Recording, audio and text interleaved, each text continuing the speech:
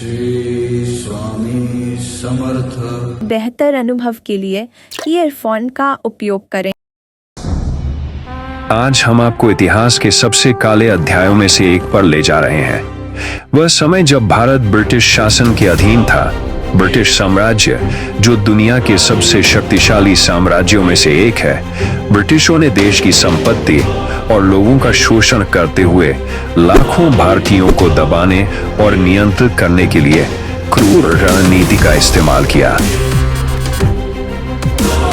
अंग्रेजों की क्रूरता सिर्फ जमीन पर कब्जा करने को लेकर नहीं थी, यह पूरे राष्ट्र की भावना को तोड़ने के बारे में था।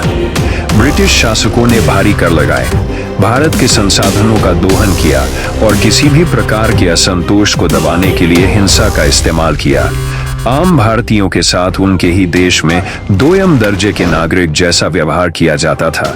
उनकी गरिमा और बुनियादी मौलिकाधिकारों को छीन लिया जाता था।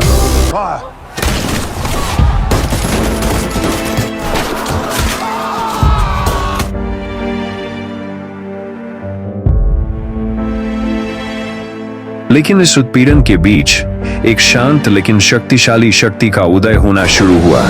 एक ऐसा व्यक्ति जो बिना हथियार उठाए इस अत्याचार के खिलाफ खड़ा होगा।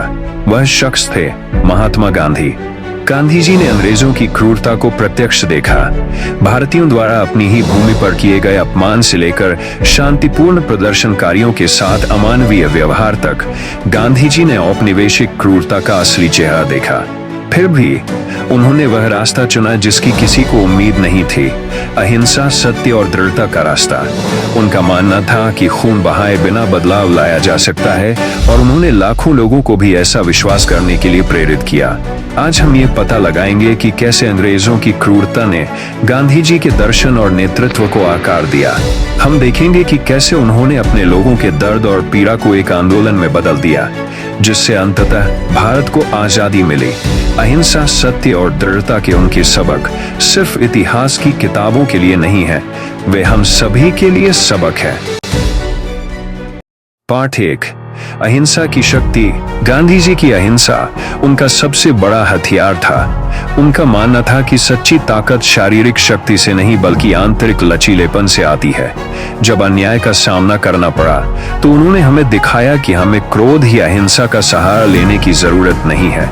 इसके बजाय हम शांति चुन सकते हैं। यह पाठ हमें याद दिलाता है कि हमारे दैनिक जीवन में हमारे पास शांति और करुणा के साथ संघर्ष का जवाब देने की शक्ति है।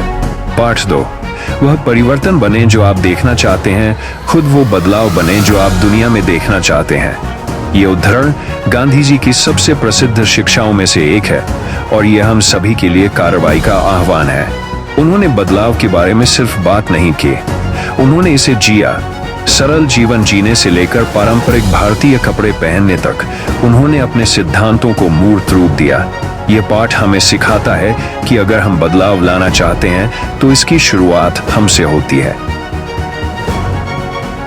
लोग कहते हैं कि गांधी की ताकत क्या है। लोग गांधी पर लोहिया पर सवाल करते हैं। उनके लिए प्रोटोकॉल का कागज आया किंग के यहाँ से कि आपको किंग से मिलने का समय दिया गया है, तो ये पहन के आइए, ग्रे कलर का कोट होना चाहिए, पैंट ऐसी होनी चाहिए। और वो तो हिंदुस्तान का सबसे बड़ी छाती का आदमी था, वो पहुंच गया जैसे था। जब पैलेस पहुंच रहा तो एडीसी ने अंदर जाके बताया कि साहब वो तो नंगा आ गया है, एक ही धोती है। तो किंग ने कहा कि चर्चिल बोलता तो था नंगा है, पर ऐसे आ जाएगा ये पता नहीं था। तो एडीसी ने कहा साहब बुलाऊं कि भेज दो? बोले नहीं, बुलाओ। लोग पूछते हैं कि गांधी की ताकत क्या है, लोग पूछते हैं गांधी की हिम्मत क्या है। मैं नेताजी की उपस्थिति में ये बात कह रहा हूँ। किंग ने पहला सवाल पूछा, और किंग का मतलब आज का बोरिस जॉनसन नहीं था। 2/3 दुनिया पर राज करने वाले आदमी का नाम किंग होता था। किंग ने पूछा, well mister Gandhi, where are your clothes? तुम्हारे कपड़े कहां गए? बिना झिझके हिंदुस्तान की उस सबसे बड़ी छाती के आदमी ने परदेश की जमीन पर अपने सबसे बड़े राजा के सामने कहा, नॉट इवन माइन, केवल मेरे नहीं, पूरे हिंदुस्तान के कपड़े तो आपने चुरा कर पहन लिए हुजूर। पाठ 3, प्रतिकूल परिस्थितियों का सामना करने में दृढ़ता। गांधी जी को अनगिनत बाधाओं का सामना करना पड़ा, कारावास, उपहास और विरोध, लेकिन उन्होंने स्वतंत्र भारत के अपने दृष्टिकोण को कभी नहीं छोड़ा। उनका अटूट दृढ़ संकल्प हमें सिखाता है कि सफलता का मतलब असफलताओं का सामना न करना नहीं है, यह हार मानने से इनकार करने के बारे में है। अपने जीवन में हमें असफलताओं का सामना करना पड़ेगा, लेकिन यह हमारी दृढ़ता ही है जो हमें परिभाषित करती है। यदि आपको इस वीडियो से प्रेरणा मिली है तो इसे लाइक, सब्सक्राइब और दूसरों के साथ शेयर करना न भूलें।